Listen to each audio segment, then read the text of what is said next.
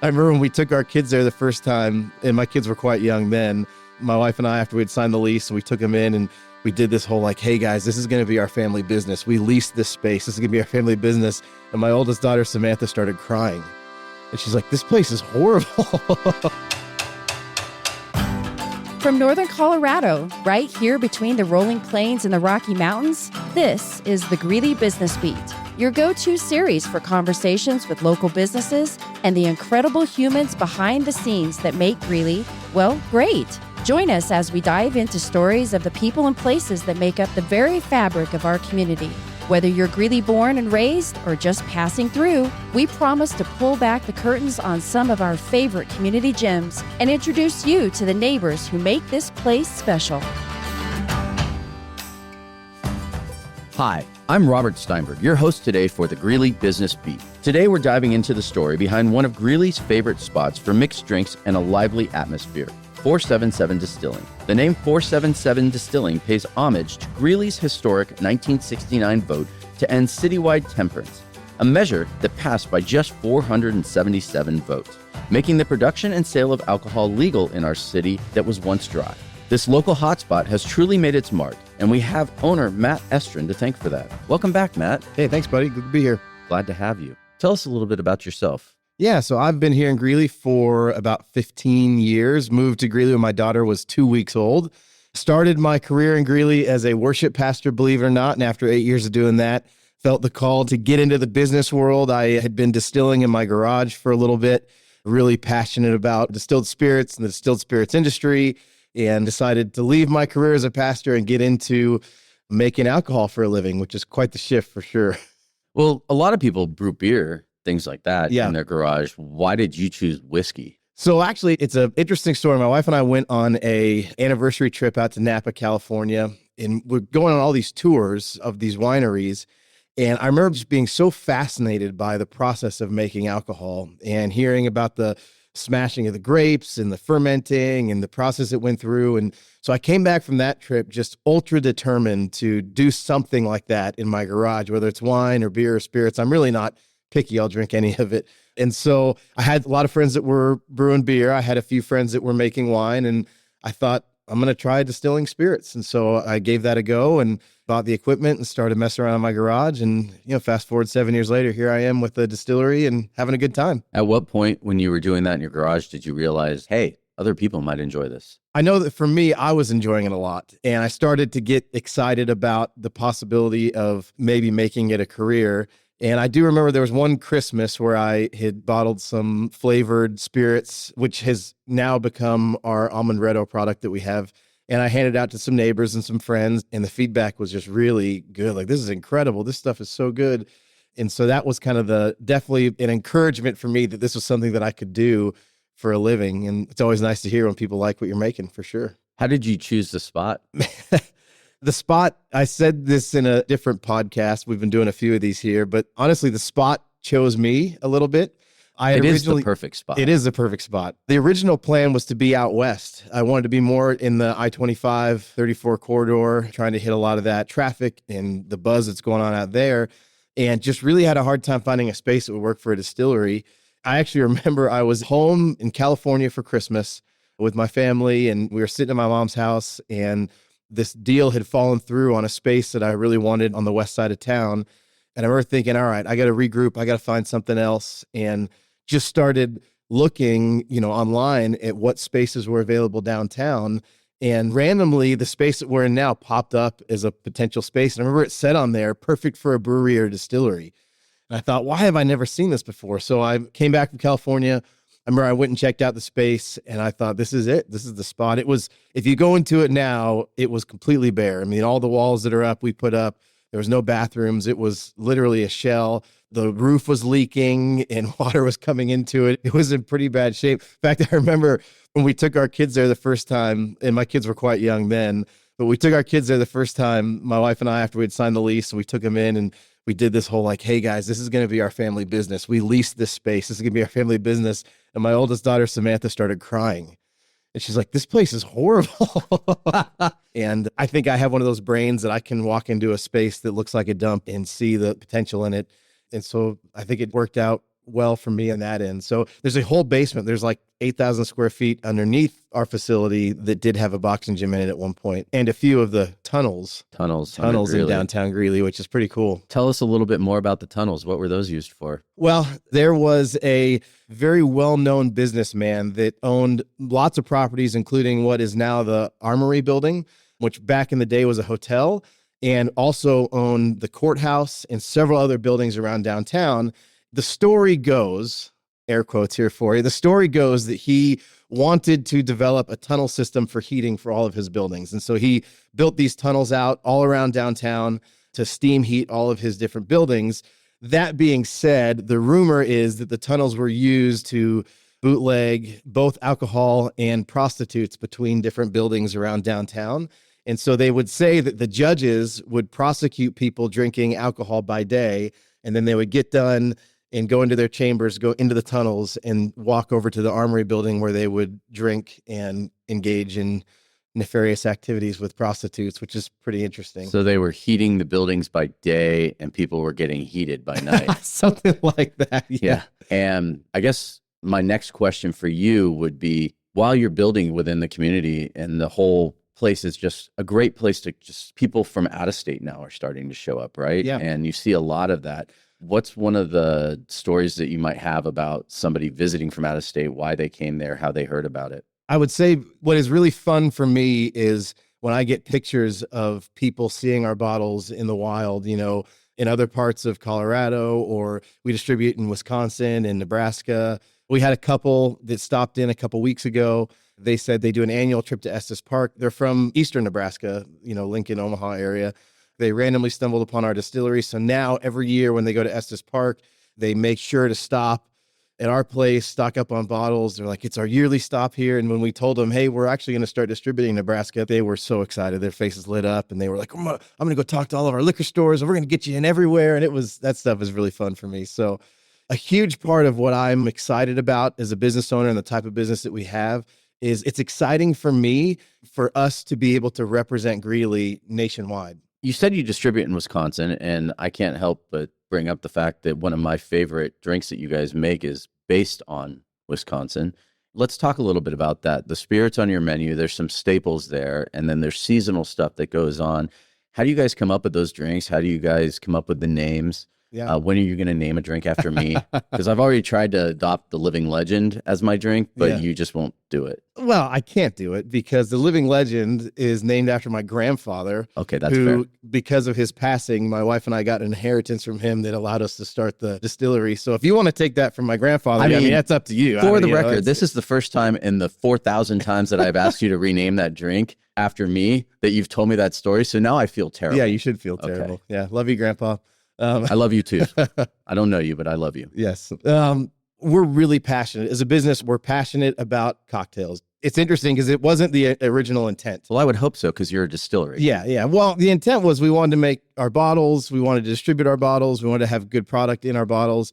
And one of the things that we realized early on was, so in the state of Colorado, you can have a tasting room and essentially make cocktails with our license as long as it's alcohol that we produce. So we can't use any other alcohols that are out there, which has caused us to have to be a little bit creative on our cocktail side because we can't use things like vermouth, and we can't use Aperol, we can't use some of the more famous spirits that you would see in a bar that you can use to make normal cocktails. So we've had to get really creative. And we originally started with 5 spirits, and pretty quickly into opening, we realized, man, if we want to expand our menu and we want to be able to do these really fun, creative cocktails, we have to make a lot of interesting flavored spirits. So one of the things that we have taken to heart, one of our core values, is that we love to make cocktails better. And so a big part of the spirits that we produce with cocktails in mind. We have very little turnover, very great staff, but a big part of our culture is we want everyone to be involved in the creative process of making spirits and making cocktails. So everybody that works for us has an ability to speak into what we're making, what we're producing, give ideas. And then we do 4 menu changes a year in our tasting room. And every menu change that we do, we get together as a staff and we build the menu together, which is really fun. It makes me really proud that our whole team can work on that together. As far as naming cocktails goes, We like to have a lot of fun with our names. And so we get a little bit creative. There's usually one or two, we call them nuggets on every menu, where we make a name that is very inappropriate. It's more like a hidden inappropriateness, you know? Absolutely. And it's really fun that when people ask our staff, like, what does this mean? What does this name mean? That our staff has to explain the inappropriate name to the people. And that's fun for me to watch. Okay. Well, example. I can't say it on air. You absolutely can say it so on air. We did a cocktail that had our peanut barrel and our almondretto in the cocktail. So 2 different nut style spirits in a cocktail. And we named the cocktail Bofides, which is a joke. I get it. Yeah. And I got it the first time I read When it. you say Bofides, people go, what's Bofides? And you say Bofides nuts in your mouth. And that's what the cocktail is. So. Oh, boy. So who gets to try the new cocktails when they come out? Honestly, our staff, we taste everything. I don't know if we can recover from this. No, this point. Yeah. I'm not quite you sure. You asked me to explain it. I absolutely did, and I'm so happy you did. And on that point, last night, I tried one of your, I think it's a newer liquor. You might have had it for a while, but it's the first time that I tried it, was the coconut liquor, because I was asking you for something that had rum in it. Yeah. And I have to say that was probably the best coconut liquor that I've ever had. Like, I would drink that on ice. Yeah. Again, we are so very picky about the products that we put out. Now, I'll say that we've had one Who product makes that the we final put out. decision on It's that? Jory, who's on my team, and I make the final decision. Really, Jory is the main guy. I trust him. He's been with me since day one and a big part of our team, and that's his world that he lives in for sure. Let's dive a little more into that, because while your employees do stay, and you've had a lot of them for a long time, there are some employees that have kind of branched off, and you support them as well, right? Sure. Yeah, absolutely. Let's give a shout out to Blake there, right? Yeah, and High-Low Clothing Company. High-Low Clothing Company, yeah. This hat, That's my right. man. Yeah, and he does all of your printing, everything like that. And it's fantastic because you literally helped him grow that business as well by supporting him. And that's huge. You know, the reality is I'm lucky enough to have a staff that stayed with me for a long time. But that being said, I know we're not the end spot for a lot of people that are coming through our business. And so my hope is that when you come to work for me, whether it's at 477 or the Hatchet House or Oak and Maple, that you gain something there that allows you to take that into the next stage of your life. Yeah, and having been a manager myself in another life and all that, I've always felt that one of the best qualities in an owner or a manager or somebody who's in a leadership position isn't how they lead their people, but where they lead their people to. And I feel like you do a really good job of that. I mean, even with Jory, right? Like, you've given him an opportunity that he probably never expected from you, right? Yeah. If you want to talk about that a little bit. Yeah, I mean, he actually owns a little piece of the business now, which is kind of cool. And he's worked so hard and he deserves it. So that's something that I was really excited to be able to do for him. And hopefully if we grow this business and, you know, someday it gets bought by Woodford Reserve or Jack Daniels for $100 million, he gets a piece of that. Yeah. And I get more, but he gets a piece of it. Yeah. Well, I would hope so. But let's talk about that growth too, though, because while you are distributing out of state and you are distributing all over the state of Colorado, right? You guys are expanding, right? As a business. So we are expanding. In the state of Colorado, you're allowed to have 2 tasting rooms. And again, we've become very passionate about the cocktail program that we have and creating a environment for people to come in and to enjoy a good cocktail, to have a great atmosphere. And so we've decided to expand out west into Loveland. An opportunity has popped up for us to put a second tasting room and maybe a larger production facility out west. And so we're excited for that opportunity to move into another community and to bring what we have to another community. Greeley will always be our home. Our namesake is Greeley. 477 is a Greeley story. But again, it's going to be exciting for us to be able to share this piece of Greeley to the rest of the state. That's fantastic. Is there any tips that you would give to anyone trying to start a business around here? Do as much education as you can. One of the best things that I did is when I kind of mentioned it earlier, my grandfather passed, left my wife and I with a bit of an inheritance. I've been distilling in my garage, kind of had this opportunity to we could potentially do something with this passion that we have. One of the absolute best things that I did was researched and found a school in Kentucky that did these really extensive week-long classes to teach you how to open your own distillery, how to distill on large-scale equipment. And so this will sound like a joke, but it's real. The name of the school is called Moonshine University, and it's a real place, and it's incredible. But one of the best things I did is I went and sought education for this industry. Just because you have an idea in your garage doesn't mean that you're an expert. What kind of things do you guys do to give back to the community as well? Oh man, we do a lot. So we have 3 core values that are really important to us. We love serving people, we love making cocktails better, and we love our community. And so those 3 things is what our business focuses on. So from a community standpoint, we do a charity of the month every month. And if you're our charity of the month, we give you a percentage back on our drink of the month for the entire month. And then we allow you to come in and do a give back night where you can, we try to get as many people through the door as we can. And you get a percentage of that give back night as well.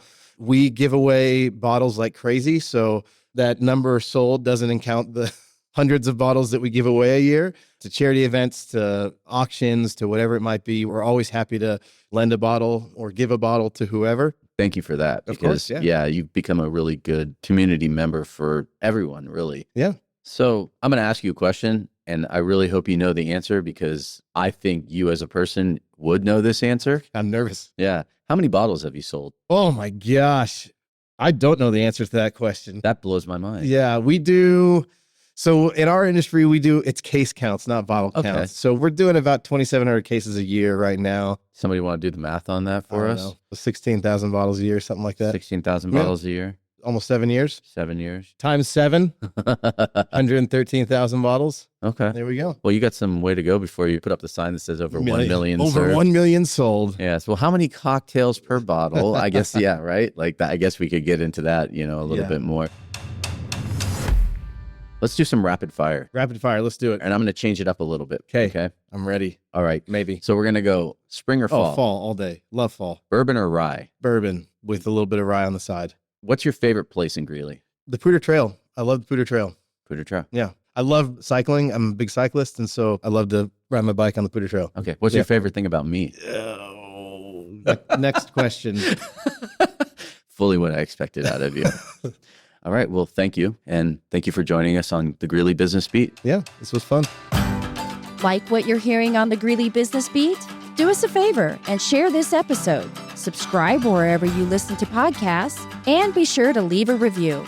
We'll be rounding up more businesses and attractions each month. So sit back, tune in, and we'll keep dishing up the stories that make Greeley great. The Greeley Business Beat is a production of the City of Greeley in collaboration with 1K Creative.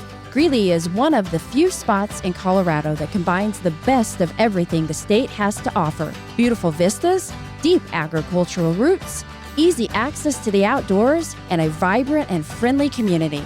Learn more at visitgreeley.com. Until next time, stay connected to the heart of Greeley.